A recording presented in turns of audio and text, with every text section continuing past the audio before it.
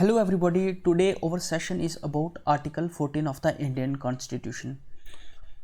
So first of all we shall know about the text of Article 14, and the text is, the state shall not deny to any person equality before the law or the equal protection of the laws within the territory of India.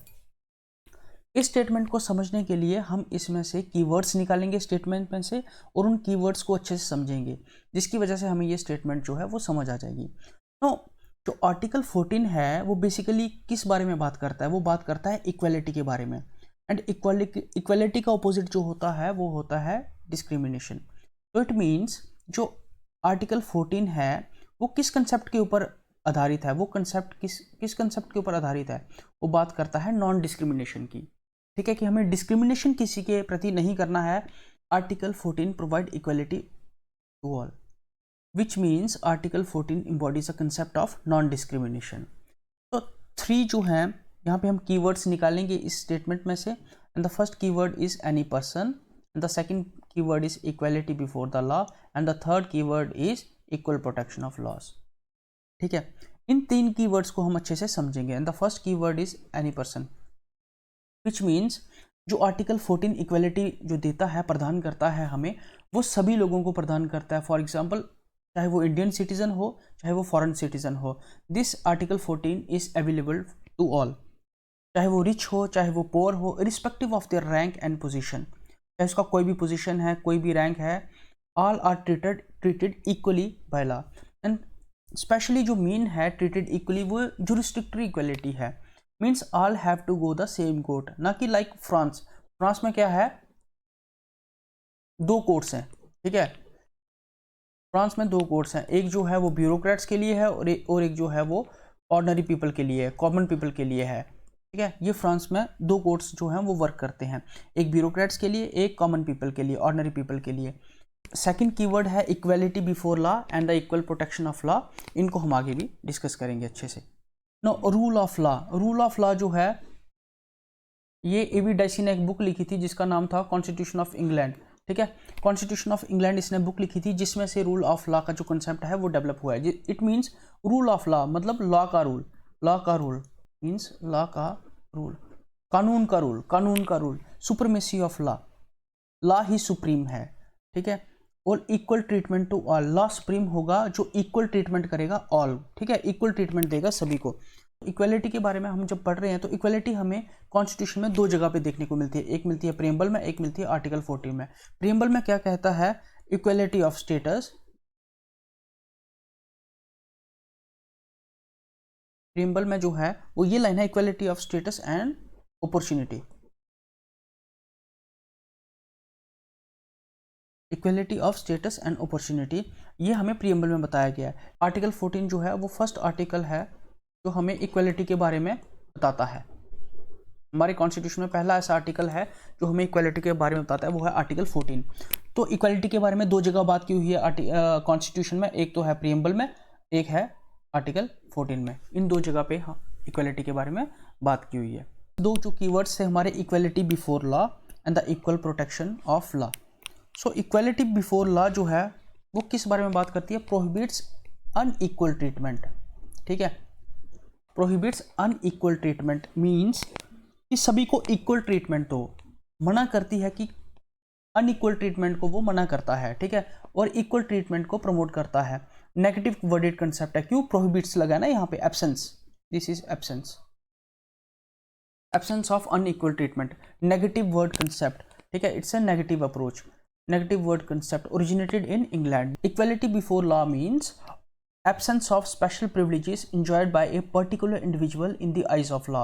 कोई भी इंसान law की नज़रों में कोई भी special privilege जो है इंजॉय नहीं करेगा।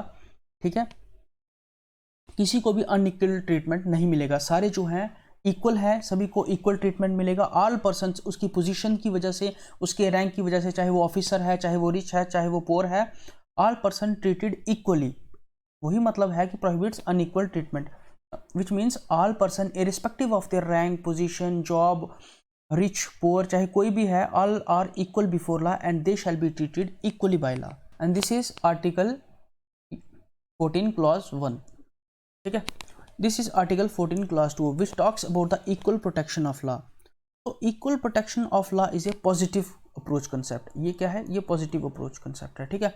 पॉजिटिव अप्रोच मतलब ये डिमांड कर रहा है, ये डिमांड कर रहा है, डिमांड कर रहा है। तो डिमांड करने से मीन्स ये पॉजिटिव। यहाँ पे क्या यहाँ पे ये मना कर रहा था। मना करने का मतलब जब हम किसी को मना करते हैं, मना करने का मतलब नेगेटिव, ठीक है। और यहाँ पे ये डिमांड कर रहा है, कुछ मांग रहा है, तो मांगने का मतलब पॉजिटिव। और इक्वल ट्रीटमेंट कैसे होगा? इक्वल ट्रीटमेंट के लिए हमें क्लासिफिकेशन करनी पड़ेगी, क्योंकि इंडिया में डाइवर्सिटी बहुत है, शेड्यूल कास्ट हैं, शेड्यूल ट्राइब्स हैं, एसटी, ओबीसी, और यहाँ से ही हमारी रिजर्वेशन की जो पॉलिसीज़ हैं गवर्नमेंट की तरफ से वो जस्टिफाइड होती हैं, ठीक है। It is a positive word concept, ठीक है। ये पॉजिटिव वर्ड कंसेप्ट है। And equal protection of law means जैसे दो बच्चे हैं, उनको दौड़ लगानी यहाँ तक, ठीक है। ये एंड पॉइंट है, दौड़ लगानी है दो बच्चों को यहाँ तक। लेकिन ये जो बच्चा है ये बहुत ज़्यादा वीक है, ये जो बच्चा है ये ठीक है थोड़ा, ठीक है।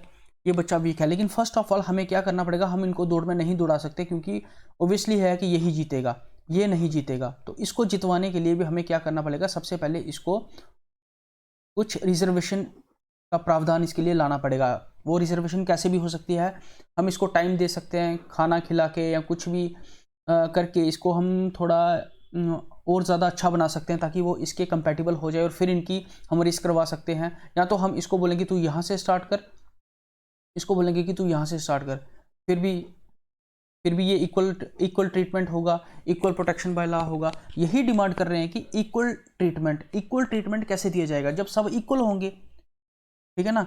इक्वल ट्रीटमेंट तब दिया जाएगा जब सब इक्वल होंगे। और ये जो कंसेप्ट है ये कहाँ से ओरिजिनेट हुआ है? Equal protection of law, this concept originate from USA and this concept is originate from England.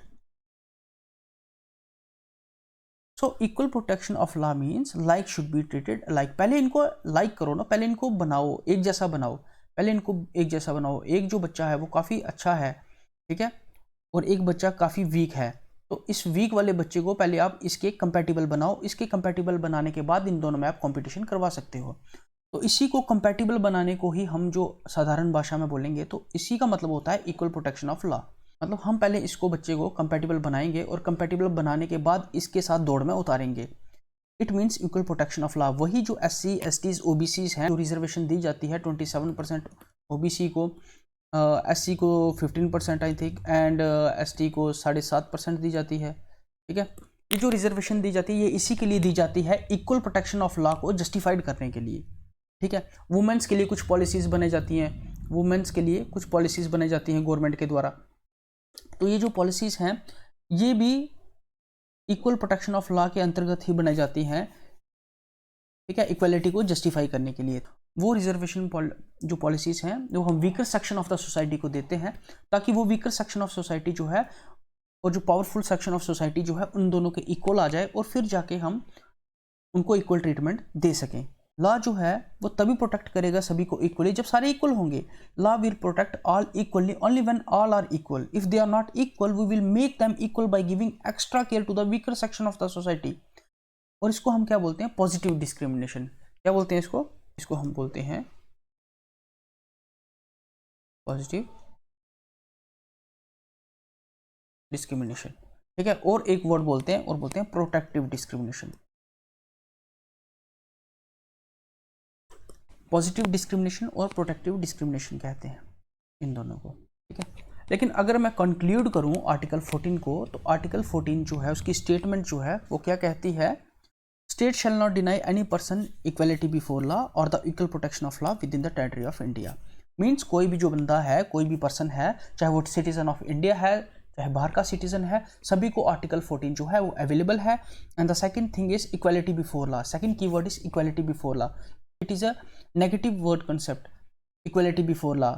It prohibits unequal treatment. वो बोलता है कि अनइक्वल ट्रीटमेंट किसी को नहीं देना है, सभी को इक्वल ट्रीटमेंट देना है। And it is a negative word concept originated in England. And the second clause is Article 14 clause 2 equal protection of law, which tells us about the law will protect all equally only when all are equal. If all are not equal then we will make them equal by giving extra care to the weaker section of the society. ठीक है, हम equal care तभी प्रदान करेंगे जब सारे equal हो जाएंगे। अब कोई गरीब है कोई अमीर है, तो हम अमीरों जैसी पॉलिसी सभी के लिए लाएंगे तो वो गरीब तो बिल्कुल मर ही जाएगा। या गरीबों जैसी पॉलिसी लाएंगे तो वो अमीर लाइक नहीं करेंगे। तो फर्स्ट ऑफ ऑल हमें उस गरीब को भी थोड़ा ऊंचा करना है, सोसाइटी में ऊंचा लाना है, और उसके बाद हम उन दोनों के ऊपर जो एक समानता से जो पॉलिसी है वो इम्प्लीमेंट कर सकते हैं। ठीक है, तो this is the article 14 clause 2। There is some exceptions of this article 14 and the exception is president and governor are not answerable to any court of law during their official work। जब वो office में है, president और governor जब तक office में है तब तक वो किसी भी कोर्ट ऑफ लॉ को आंसरेबल नहीं है। ठीक है, कोर्ट ऑफ लॉ को not answerable.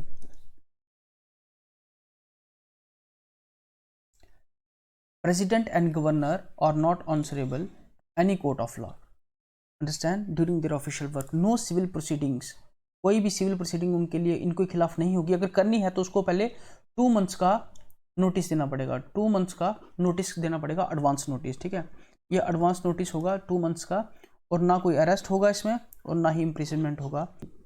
No criminal proceeding whatsoever can be started against the president और गवर्नर। क्रिमिनल प्रोसीडिंग्स आप नहीं चला सकते, सिविल प्रोसीडिंग आप चला सकते हैं, लेकिन वो भी एडवांस 2 मंथ का नोटिस देकर। ठीक है, एमपीज एमएलए के लिए भी थोड़ी सी प्रिविलेज ये होती है कि ड्यूरिंग सेशन जो है वो एमपी एमएलए कोर्ट में नहीं जाएंगे। कोर्ट के सम्मन जब होगा तो कोर्ट में नहीं जाएंगे, तो उनको उसके लिए कोई भी मतलब सज़ा या कोई भी उसके लिए प्रावधान नहीं है। ये उनके लिए प्रिविलेज है इसकी कि ड्यूरिंग सेशन वो अगर उनका कोर्ट में हेयरिंग है, अगर वो ना भी चाहें तब भी कोई प्रॉब्लम नहीं होगी। सेशन के बाद जाएंगे, सेशन के बाद जाना पड़ेगा, लेकिन ड्यूरिंग सेशन वो कोर्ट में ना जाएंगे तो कोई भी प्रॉब्लम नहीं होगी। So this is all about article 14 of the Indian constitution.